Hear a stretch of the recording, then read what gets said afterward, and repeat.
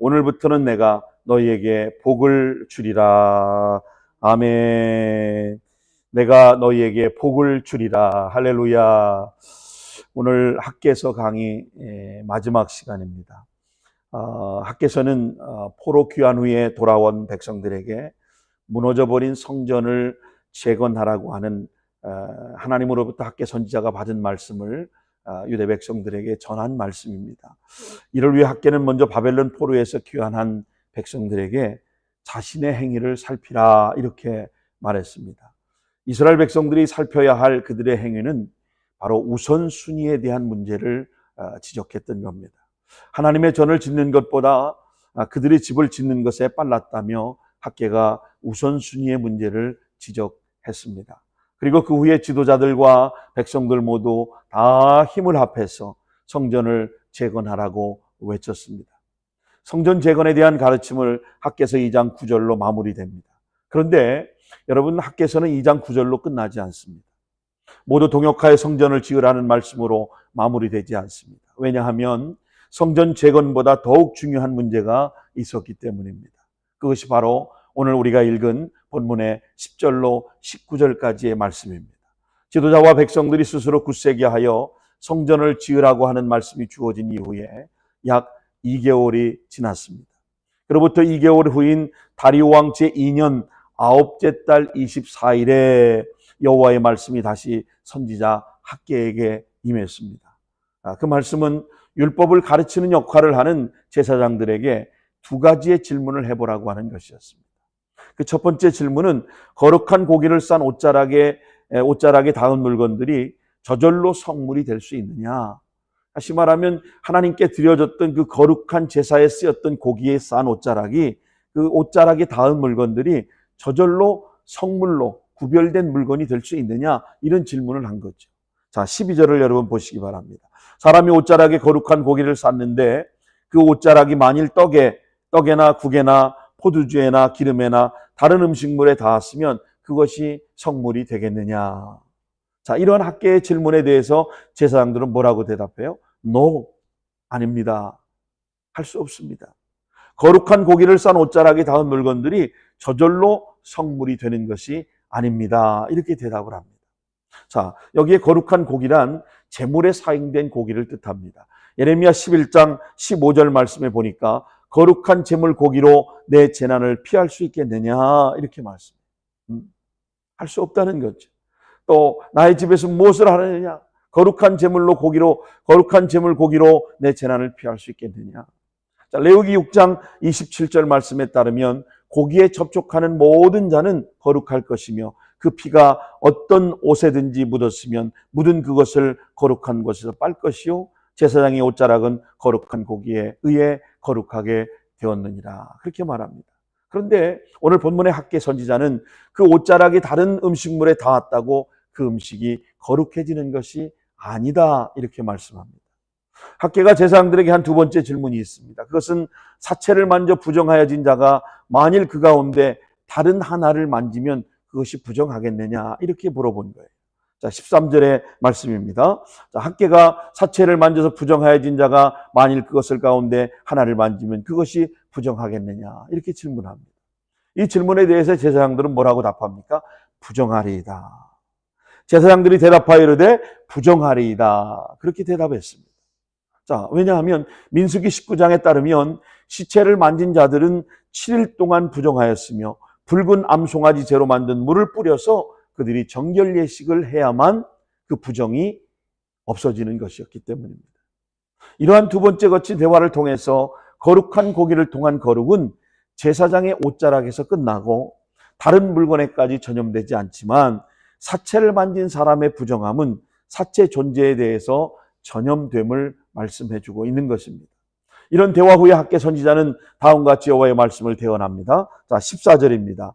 내 앞에서 이 백성이 그러하니 이 나라가 그러하고 그들의 손이 모든 일도 그러하고 그들이 거기에 드리는 것도 부정하니라. 시체를 만져 부정하게 된 사람이 만진 모든 것들은 부정해지는 것처럼 이스라엘 백성들이 부정하기에 그들이 행하는 모든 것들이 다 부정하다고 말씀하고 있습니다. 여러분, 힘을 합쳐 성전을 재건하라는 말씀 뒤에 선지자 학개가 왜 백성들의 부정함을 이렇게 지적하고 있는 것일까요? 왜냐하면 여러분, 성전보다 더 중요한 것은 바로 포로에서 돌아온 백성들이기 때문입니다. 보여지는 성전보다 더 중요했던 것은 바로 학개가 포로에서 돌아왔던 그 백성들을 더 중요하게 여겼기 때문입니다. 여러분, 무너진 성전을 재건하는 것보다 더 중요한 것은 부정한 백성들, 하나님보다 자신의 소유를 살피며 우선순위에 뒀던 그 부정한 백성들 거룩하게 변화되는 것이었기 때문입니다. 다시 말해서 여러분, 소유보다 중요한 것이 여러분 존재이듯이 건물보다 중요한 것이 사람임을 강조하고 있다고 하는 것입니다. 좀 더 많은 것을 우리가 소유한 것, 좀 더 좋은 차를 타는 것, 좀 더 큰 집에 사는 것, 더 높은 자리에 올라가는 것, 좀 더 많은 사람에게 인정받는 것, 여러분, 이런 것들이 필요 없는 것들은 아니나 이런 것만으로 우리가 인생을 건다고 하는 것, 이런 것에 우리가 가치를 두고 세속적인 가치에 빠져 우리가 살아간다는 것, 여러분, 그 자체가 좀 어리석은 인생인 모습을 우리에게 말씀하고 있는 것입니다. 여러분, 중요한 것은 소유보다 존재가 중요합니다. 건물보다 더 중요한 것은 사람이 중요하다는 사실을 여러분 기억하시기를 바랍니다. 여러분, 소유보다 더 중요한 것은 바로 존재입니다. 바로 영혼입니다. 소유보다 더 중요한 것은 바로 생명입니다. 사람인 것입니다. 사람을 얻는 것이야말로 그 어떤 소유보다 가치 있는 것입니다. 그래서 학개 선지자는 성전을 재건하라고 하는 말씀 후에 그 시대 이스라엘 백성들에게 관심을 가지며 그들이 하나님 앞에 거룩한 자로 변화되기를 요청했던 것입니다. 성전 재건이라고 하는 것은 이스라엘의 회복을 상징하는 사건이었습니다. 그러나 진정한 회복은 성전 자체를 통해 이루어지는 것이 아닙니다. 진정한 회복은 건물을 통해 얻어지는 것도 아닙니다. 진정한 회복은 소유를 가졌다고 얻어지는 것도 아닙니다. 진정한 회복은 사람의 변화를 통해서 얻어지는 것을 여러분 기억하시기 바랍니다. 영혼이 변화될 때 진정한 회복이 이루어지게 되는 줄로 믿습니다. 그래서 학개가 이스라엘 백성들의 부정한 모습을 지적하면서 그들이 그 부정함에서 거룩함으로 돌아오기를 요청했던 것입니다. 하나님께서는 죄악을 저지른 이스라엘 백성들에게 재앙과 우박으로 내리치셨습니다. 이것은 단지 이스라엘 죄에 대한 징벌만이 아니었습니다. 이러한 심판의 목적을 학개 2장 17절에 이렇게 말씀합니다. 만군의 여호와가 말하노라, 내가 너희 손으로 지은 모든 일에 곡식을 마르게 하는 재앙과 깐부기 재앙과 우박으로 쳤으나 너희가 내게로 돌아오지 아니하였느니라. 하나님 이스라엘 백성들을 얼마나 사랑하셨는지, 결국 그들의 모습 속에 그들이 회개하고 주께로 돌아오기를 기다리며 거룩한 하나님의 사람들로 회복되기를 바라며 오히려 하나님께서 그들에게 재앙과 깐부기 재앙과 우박으로 치셨지만 그럼에도 불구하고 그들은 회개하고 주님 앞으로 돌아오지 않았다고 하는 겁니다. 하나님께서 이스라엘 백성들이 죄의 길에 돌이키게 하기 위해서 그들을 진정으로 사랑하셔서 그들에게 재앙을 내리신 겁니다. 여러분, 그런데 때로는 우리가 우리의 잘못으로 인해서 받는 징계는 우리는 어떻게 해요? 철저하게 자신을 살피고 하나님 앞에 회개해야 하지만, 그러나 내가 잘못하지 않았음에도 애매한 고난을 받으며 징계를 받는다면 그것은 바로 하나님께서 나를, 여러분을 사랑하고 있다고 하는 증표임을 여러분 믿으셔야 합니다. 애매한 고난을 당하고 징계를 당하고 갑자기 이유도 없는 어려움을 당할 때 하나님 나를 사랑하지 않나 보다.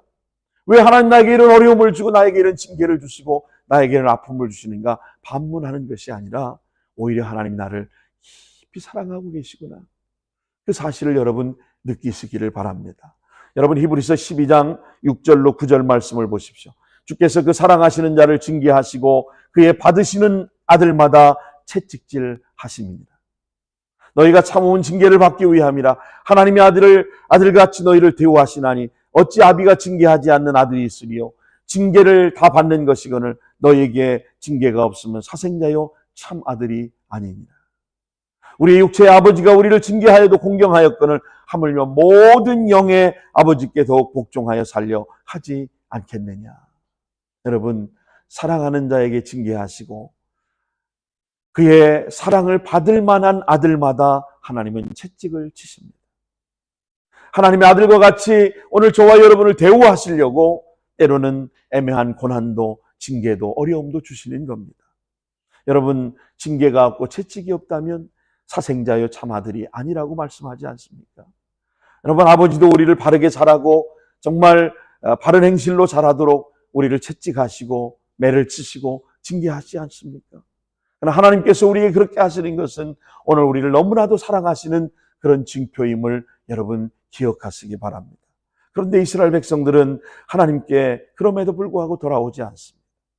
하나님께 돌아오는 것이 새로운 삶의 시작입니다. 회개가 회복의 시작입니다. 그래서 하나님께서 삭개를 통해서 부정한 이스라엘 백성들에게 거룩하신 하나님께로 돌아오기를 외쳤던 것입니다. 회개는 회복의 시작입니다. 여러분, 회개할 때 미래에 대한 비전이 시작되는 거예요. 영어의 변화라고 하는 단어를 보면 change라고 되어 있습니다. 그런데 이 change의 G를 여러분 C로 바꾸면 chance가 되는 겁니다. 기회가 되는 겁니다. 오늘 변화를 경험하려고 한다면 여러분 우리가 이 change하면 바로 우리는 chance가 생기는 것입니다. 변화 속에 미래의 기회가 숨어 있습니다.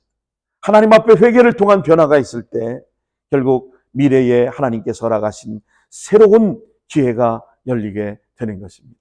회개는 여러분 변화를 말합니다. 단지 생각의 변화만을 의미하지 않습니다. 회개란 나의 생각과 행동의 모든 변화, 결국 삶 전체의 변화를 우리가 회개라고 말하는 것입니다. 자기중심적인 삶에서 하나님 중심적인 삶으로의 변화, 이것이 진정한 회개인 것입니다. 여러분 자신의 욕심을 포기하고 하나님을 붙잡는 것, 이것이 진짜 회개인 것입니다. 여러분 무디 목사님은 회개란 꽃병 속에 넣은 주먹과 같다, 그렇게 말했습니다. 꽃병의 주둥이는 좁기 때문에 주먹을 쥔 채 손을 뺄 수가 없습니다. 그 말을 움켜쥔 상태로 손을 뺄 수가 없는 겁니다. 권력을 쥔 상태에서 미움과 모든 죄의 속성에 쥔 상태에서 손을 뺄 수가 없는 겁니다. 여러분 손을 펴야 그 꽃병 속에 손을 뺄 수가 있는 겁니다. 쥐었던 모든 욕심, 돈, 권력, 미움, 명예, 모든 것을 다 내려놓고 손을 펴야 비로소 진정한 회개가 이루어지는 겁니다. 이러한 회개가 있을 때 이스라엘에게 참다운 회복이 가능한 것처럼 이러한 회개가 있을 때 회복 후에 하나님의 축복이 임하는 것입니다. 오늘 본문에 하나님께서 하나님께로 돌아올 이스라엘 백성들을 향하여 이렇게 말씀하십니다. 그러나 오늘부터는 내가 너희에게 복을 주리라. 할렐루야. 오늘부터는 내가 너희에게 복을 주리라. 복은 여러분 건물로부터 오는 것이 아닙니다. 복은 성전 자체로부터 오는 것이 아닙니다. 복은 하나님께로부터 오는 걸 믿으시기 바랍니다. 복은 사람이 회개할 때 하나님께서 회개하는 자에게 주시는 하나님의 은혜임을 여러분 믿으시기를 바랍니다. 복은 하나님께서 회복하는 자에게 주시는, 하나님께 회개하는 자에게 주시는 하나님의 은혜가 바로 복인 것입니다. 그래서 시편 1편 1절로 2절 말씀에 보면 복 있는 자는 악인의 길을 따르지 아니하고 죄인의 길에 서지 아니하고 오만한 자의 자리에 앉지 아니하고 오직 여호와의 율법을 즐거워하여 그 율법을 주야로 묵상하는 자로다. 아멘. 여러분 복 있는 사람은 악인의 길을 따르지 않습니다. 여러분 악인의 길을 따르다 보면 죄인의 길에 서고 싶고 죄인의 길에 서다 보면 오만한 자의 자리에 덜썩 주저앉게 됩니다. 죄는 그만큼 영향력이 있고 죄는 전염성이 크다는 사실을 아셔야 합니다. 그러나 이러한 죄의 길에 돌이켜 하나님 말씀을 즐거워하고 하나님 말씀을 순종할 때, 하나님 말씀을 주야로 묵상할 때 이 사람이 진정한 복 있는 사람이 될 줄로 믿습니다. 복을 받는 자는 바로 회개하는 자입니다. 진정한 회개는 입으로만 이루어지는 것이 아니라 구체적인 우리의 삶의 변화를 포함하고 있다는 사실을 여러분 기억하시기 바랍니다. 우리가 누가복음 19장에 나오는 삭개오에 대한 이야기를 잘 알고 있습니다. 예수님을 영접한 삭개오는 예수님께 이렇게 말합니다. 주여 보시옵소서. 누가복음 19장 8절입니다. 내 소유의 절반을 가난한 자에게 주겠사오며 만일 누구의 것을 속여 빼앗은 일이 있으면 내 갑절이나 갚겠나이다. 여러분, 예수님을 만났던 삭개오는 그가 너무나도 감격하고 자신을 알아주지 않고 자신을 인정하지 않던 그런 사람들에 비해서 예수님은 삭개오를 인정하셨습니다. 그때 삭개오는 예수님을 향하여 주여 보시옵소서. 내 소유의 절반을 가난한 자들에게 주겠사오며 만일 누구의 것을 속여 빼앗은 일이 있으면 내 갑절이나 갚겠나이다. 그는 삶의 변화가 일어나기 시작합니다. 그는 구체적인 생각과 마음의 변화가 시작된 것입니다. 그런 삭개오를 향하여 하나님께서 복을 임하게 말씀하십니다. 뭐라고 말씀합니까?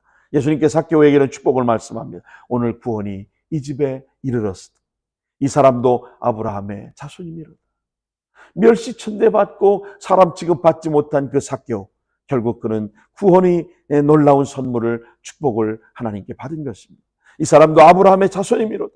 삭개오 같은 종체적인 변화가 오늘 저와 여러분에게도 있게 되기를 주님의 이름으로 축원합니다. 부정한 모습에서 거룩한 모습으로 변화를 통해 하나님의 축복을 받았던 이스라엘 백성들처럼 오늘 우리도 하나님 중심의 변화를 통해 하나님의 복을 받는 복된 저와 여러분 모두가 될 수 있기를 예수님의 이름으로 축원합니다. 기도하겠습니다.